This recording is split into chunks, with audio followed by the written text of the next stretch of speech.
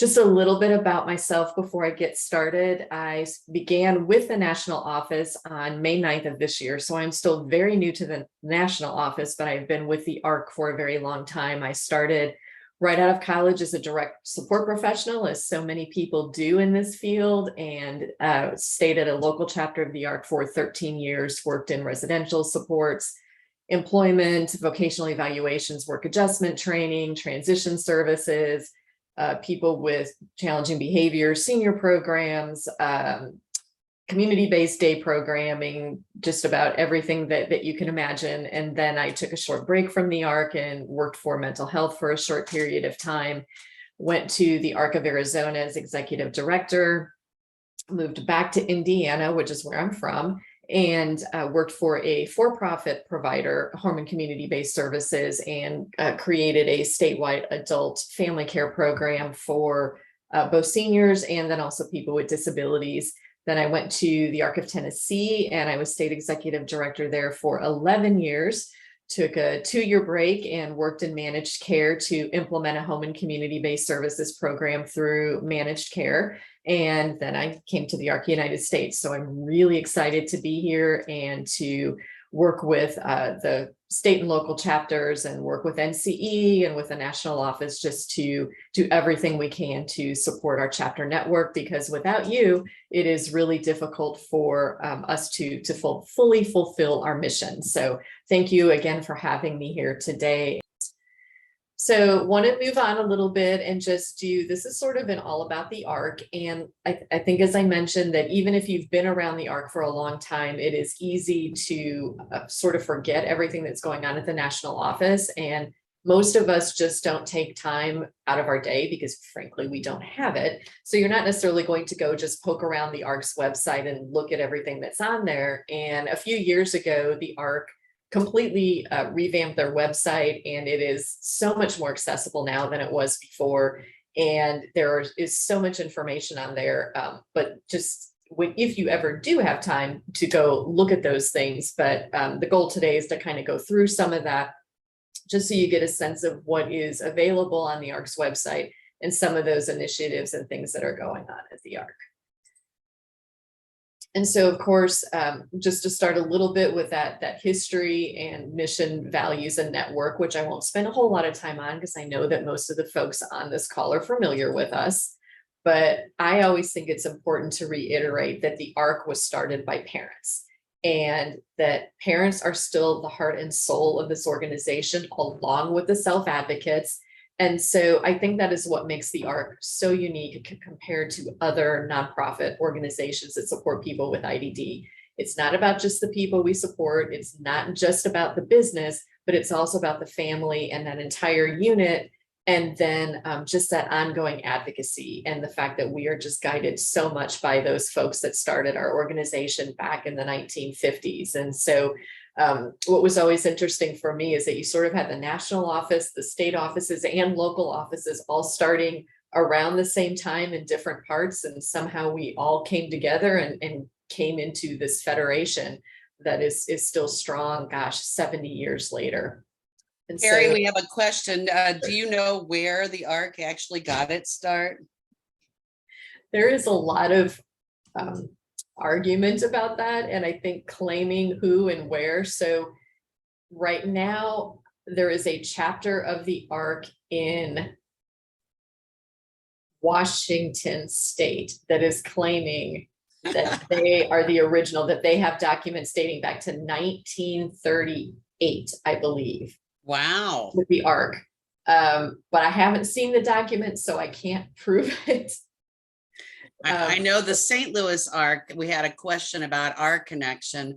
We are a local ARC that went to a National ARC meeting of the minds right when the ARC was forming in 1950, same as the ARC of the United States. A couple of moms drove up there and drove back, and then put an ad in the paper to see if there were other families that wanted to be engaged in this kind of a movement. And that's how we got our start. So we've been around exactly the same length of time of the ARC of the United States, and we are a chapter that is affiliated so that we work together.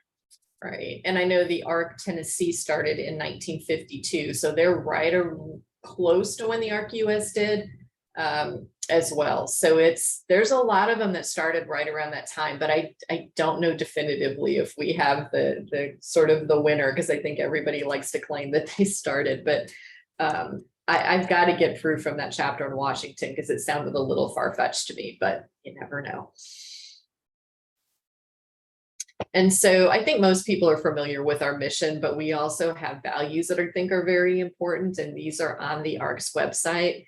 And so we focus on human dignity, on personhood, on choice, on rights. And I think that those are some of those really key issues that drive the ARC every day, making sure that people with disabilities are part of their community, that they have the support that they need, and that there's equity. And so that we're removing barriers, and it's not just physical barriers, it's other types of barriers as well.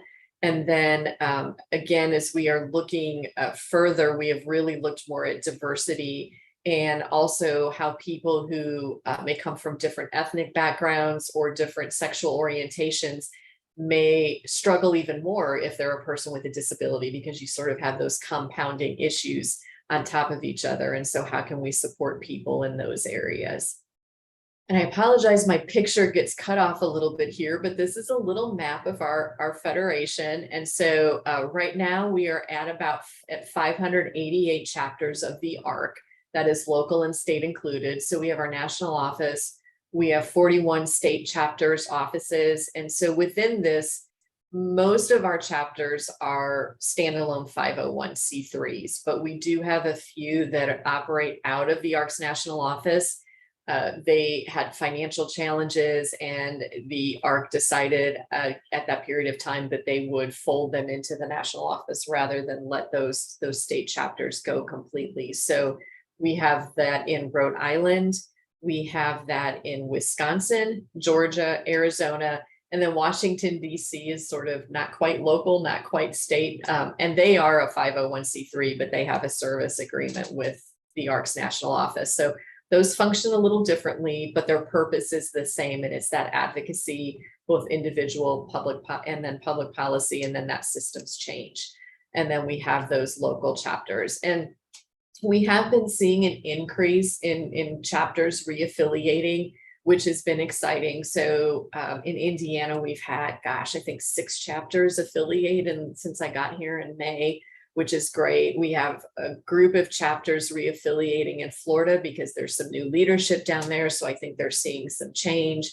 We've got some chapters reaffiliating in Louisiana. And then of course, we're always looking for opportunities to either reaffiliate old chapters that have at some point disaffiliated, or also to bring on new chapters if we can do that. And so working on that, but happy to see that we're tending to move in a more positive direction. And when we are seeing some decreases, it tends to be because chapters are merging, and that's becoming more common just as states move more into managed care and you need to scale your activities and things like that. We're seeing smaller chapters come together so they can share those overhead expenses and things like that and become a stronger organization. So while that decreases our numbers, it doesn't necessarily decrease our growth or our strength or anything like that. And so we are a membership organization, and each chapter defines their membership differently. And so membership in the ARC basically supports public policy, supports our legal advocacy effort.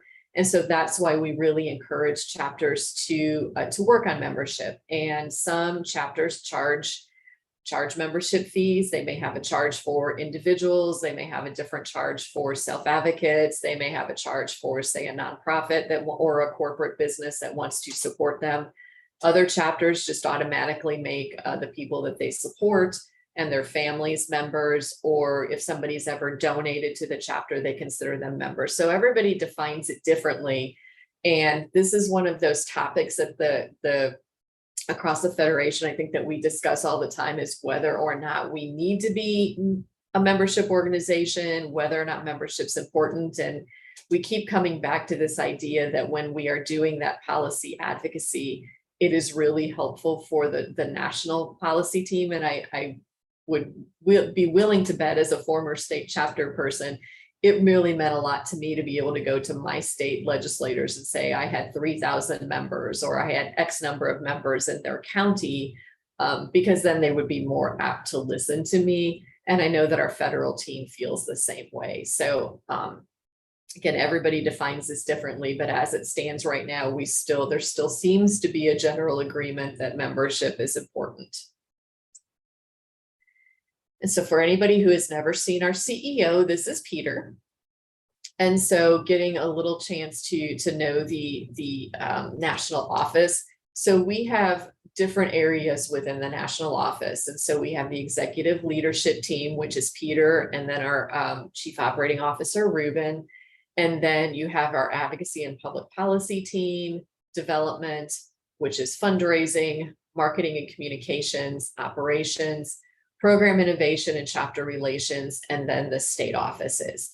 And so one of the most helpful pages I find on our website is the board and staff page, which you can find under the About the ARC part, but it has pictures of it has everything broken out in these areas. It has pictures of the staff and it has their emails. So if you're one of those folks like, well, I don't know who to email this, ask this question to, you can go there and sometimes get an idea of where to start based on that. And also it's a good place to kind of keep up with who's new and coming into the organization.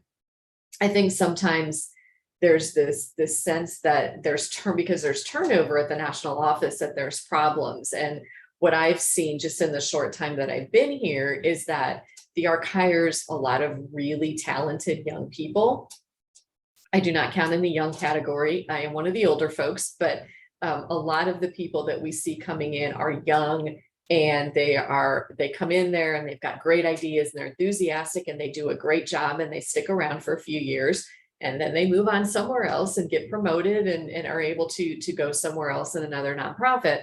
And while that's not always great for us, in a lot of ways, it is still great because we have people who have been exposed to how important it is to include people with IDD just in everyday activities. And so they go to these other organizations, they keep connected to the ARC, and then we're just able to grow our footprint in that way.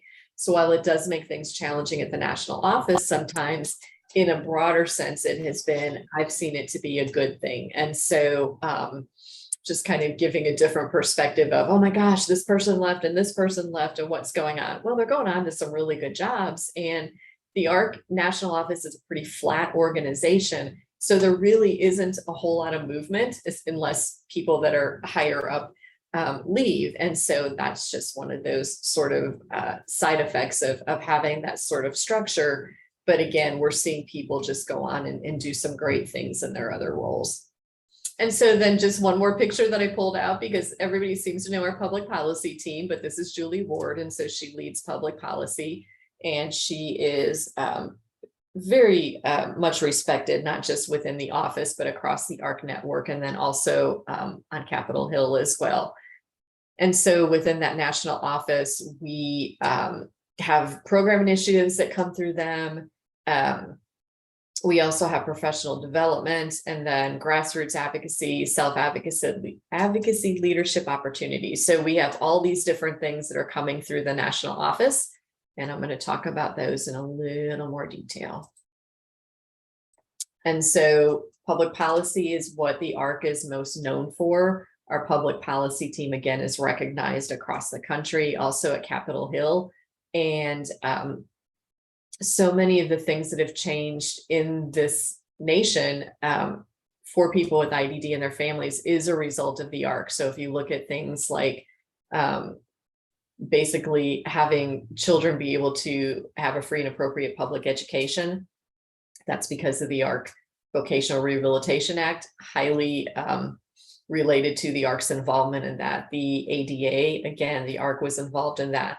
The Affordable Care Act, in this case, it was really keeping it from getting killed.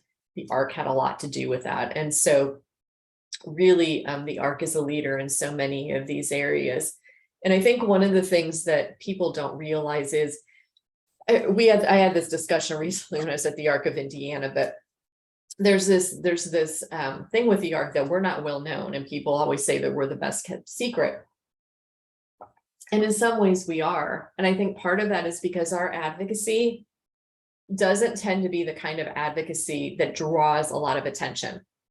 And so if you look at a group like Access, which is an amazing advocacy group at the national level, they are the ones that are often sort of blocking legislators' doorways or chaining themselves to things. And so they generate a lot of attention. And so when we were all working to preserve the Affordable Care Act, especially that Medicaid piece that is so critical to our population, they were getting a lot of the public attention, which was great. It was the ARC that was working behind the scenes so much to work with those legislators to make sure that certain elements were kept in the legislation, that certain things weren't happening. And we're trusted because we don't tend to take those arguments out in public as much. But on the flip side, sometimes people don't know about us as much. So it's just sort of one of those interesting dichotomies that we talked about as a state chapter, that leads to some interesting dynamics, not only at the federal level, but also at the state level. But we've also found that for us, that's what helps us be really effective. And so we do have a variety of program initiatives in different areas, and these are constantly changing. And so I encourage people to go look at the website and see the different initiatives. But we have an amazing center on criminal justice, and that is expanded. It is not just for, there's law enforcement training and helping people who are first responders and that to understand the needs of people with intellectual and developmental disabilities. It is also what happens when people with IDD are victims of crime and how that's handled, but also when they commit crimes. And so there's so many pieces that go into that criminal justice center that I encourage people to look into that. And they actually have their own separate website, which you can link to through the ARC's website. We have several education initiatives. One of those is called the ARC at School, which is a great special education advocacy curriculum that chapters have access to, and they can provide training.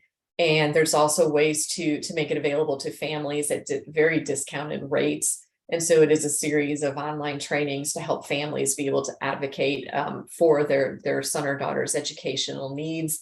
There is some new work being done around self-determination, which is not published yet, but I got to get a sneak peek at it and it looks really great. So I'm excited to see that roll out. Of course, we talked about the Center for Future Planning, employment initiatives. So there's different programs in there where we support employers and can provide technical assistance to them around employing people with disabilities.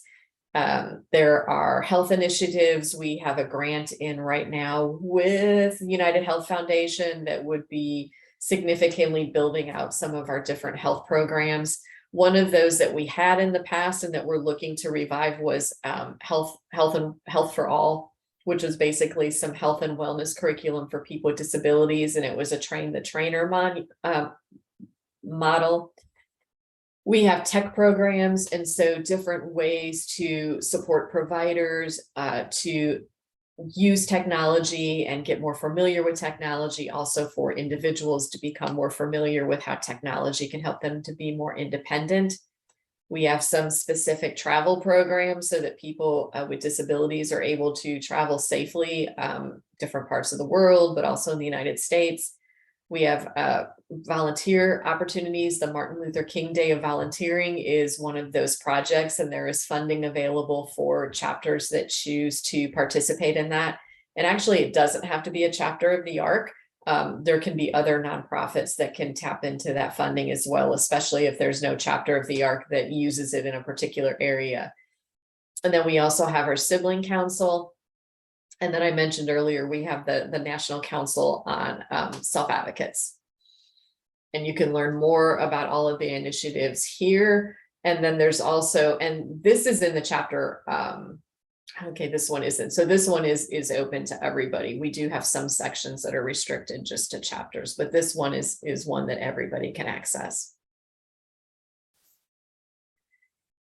And so for state and local chapters, we have a chapter portal, and this is where you will find all of the tools and resources that support the work of our chapters. So you do have to register for this. You do have to be a staff of the ARC or a board member of the ARC in order to get these materials and toolkits. But there's also marketing templates in here. So if you need a template for like a donor letter, if you need a template for a newsletter, if you need a template for a PowerPoint presentation, like the one I'm using here, all of those are in there for you, so you don't have to create them yourself.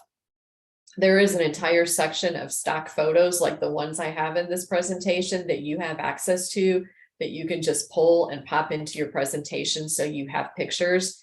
And not all of them are your typical stock photos. Some of them are actual pictures of real people that chapters of the ARC work with that have given us permission to use and share those. So I think for me, that makes it more personal when it's people that you know and that you know are supported by the ARC. There are chapter discounts available in there. So there is a section called Purchasing Point that has over 200 vendors that offer discounts to our chapters. And it's everything from things like purchasing furniture or car rentals, different types of insurance.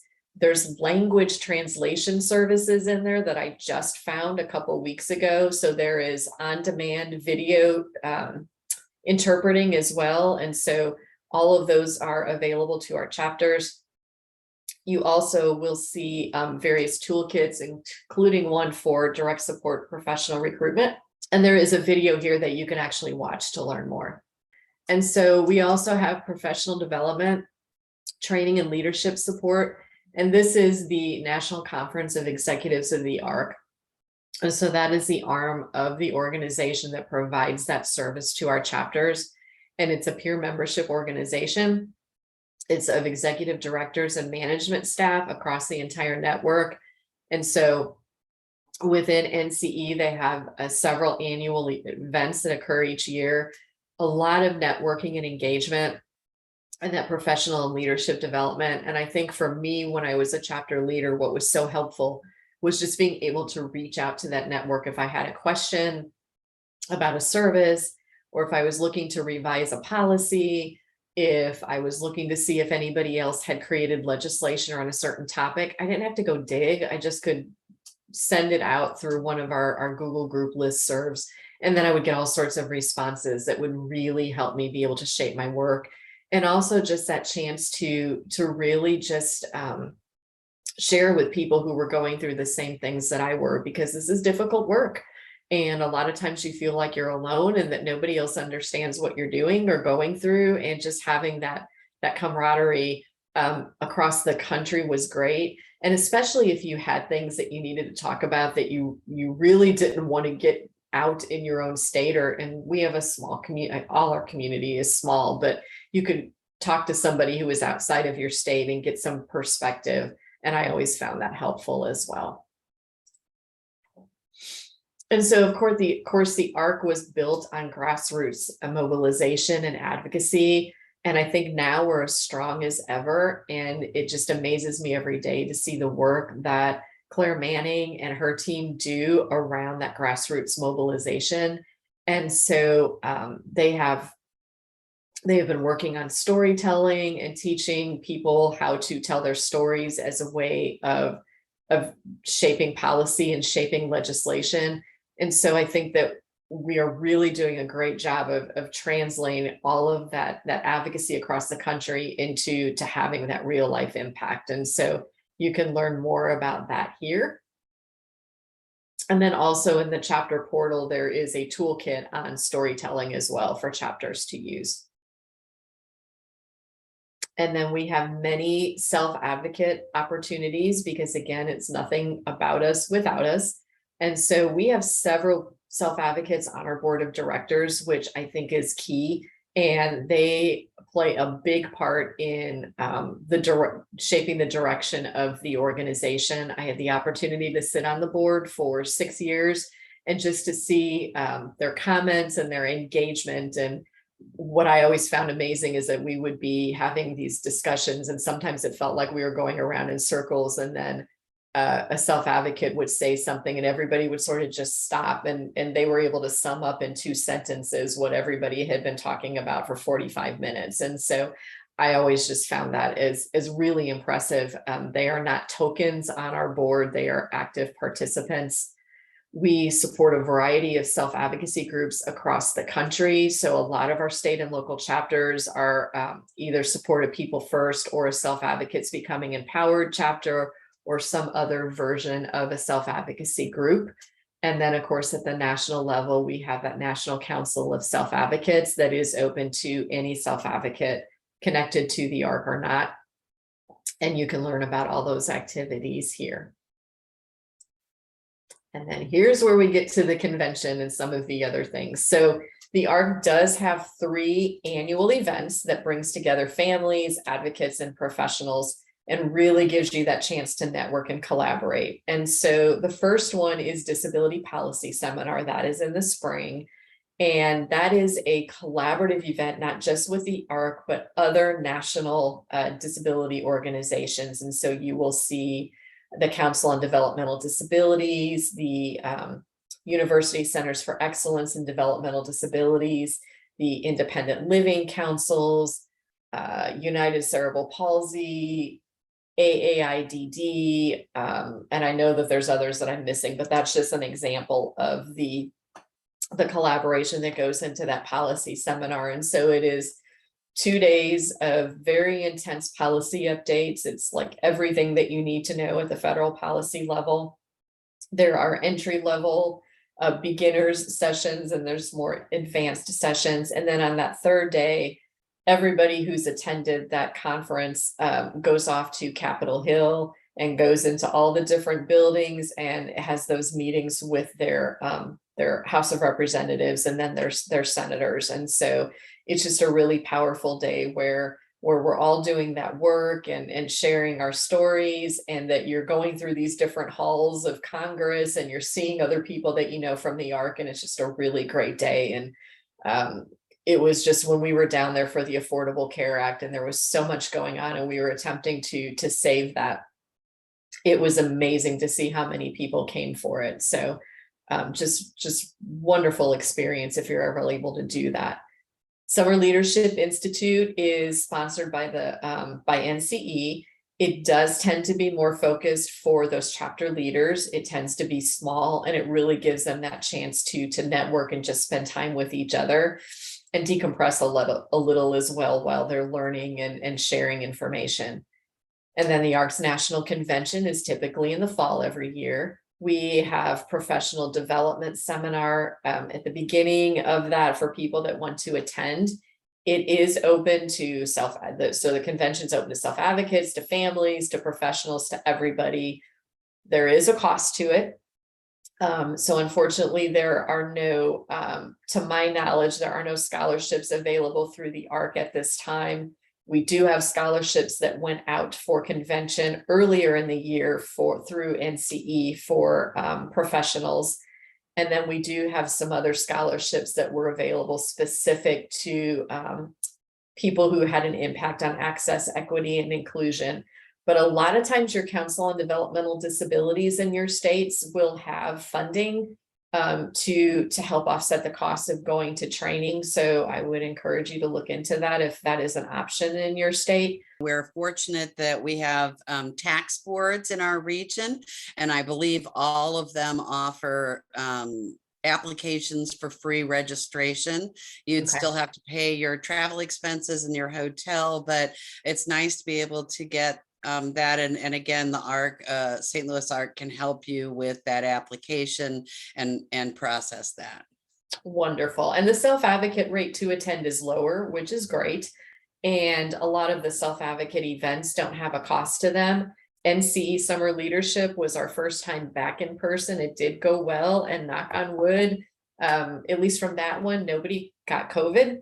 So there's about 250 of us there. So I think we've done a good job, and we didn't have really strict COVID restrictions. So I do want people to be aware of that we weren't and things change depending on the guidance that we get from of course the federal government and the CDC and from Denver, but we were not requiring proof of vaccination or any of those things, but it was really sort of using common sense. If you're not feeling well, don't come. And if you're not feeling well, test before you come, because we did have some people who did test positive and then stayed home. We did have one people who started to feel crummy while they were there, and they took a COVID test and were positive, and they stayed in their room the whole time. So we appreciated that. And then, of course, if you want to wear a mask, you are absolutely welcome to wear that if it makes you feel comfortable. But we also allowed people to not have them on as well. So that may or may not work for everybody. So just at the moment, that is what the plan is, just so you're aware of that on the front end. But again, that could change. Just like last year, it was supposed to be in person, and then COVID really flared up in October, and we ended up having to pull back and do virtual. So things can change. I did just put a list of chapter resources here for folks. And so the strategic framework shows basically everything that the national office is planning on accomplishing over the next several years. We have an access, equity, and inclusion strategic plan, which goes back to that. How do we make sure that the ARC is inclusive for everybody? And so that people who are Black, who are brown, who are different sexual orientations, all those things, that everybody feels comfortable being part of the ARC. And so we are being very deliberate in how we're moving forward in that area. Our position statements, of course, guide everything that we do. There's a whole resource page that has videos and webinars and all sorts of things that you can access. And then here's the link to that chapter portal that I mentioned. This is your chapter growth and affiliate relations team. So if you are on this webinar today and you are affiliated with a chapter, these are the folks that you will hear from, that you can also reach out to. But of course, if you are a family member, a self-advocate, you can still email any of us, and we will make sure that we get whatever your question is answered, or get you to the person that can answer it for you. And then at this point, I still will open it up. Feel free to ask me questions. We do have a couple of questions, Carrie, and I think a couple of them I can probably answer after the fact, but there's one in particular that feels really like a good area for clarification. One of our attendees asked if you rank or grade various chapters, and if so, if that's public information, or can families report on their experiences with local chapters to you? So what's the ARC's role in oversight with organizations? That is a great question. So the answer to the first question, in terms of ranking, we do not. So one of the things with the ARC is that because we're a federation, the national office does, and the state chapter, we don't have control over each other. So the national office has no authority over our local chapters. We have no authority over our state chapters, and then state chapters have no authority over the local chapters either. Now, for our state offices that are directly under us, we have a little more control just because they are technically part of the national office. However, there is, you can submit to, you can either email us, or there's a chapters at thearc.org on our website. If you have a complaint, you can email your complaint, or you can call the office and lodge a complaint or a good experience, which frankly, we don't hear that often. We usually get the complaint. So it would be nice to, when we hear those good things, because then we can share that back with the chapter. But what happens when we get a complaint is that we would let typically the executive director of that chapter know that we received the complaint. In some cases, we will let the state director, state chapter leader know if it is something that they need to be aware of. And we let the person know who made the complaint that this is what we're doing, and we're not able to, that's as much as we can do.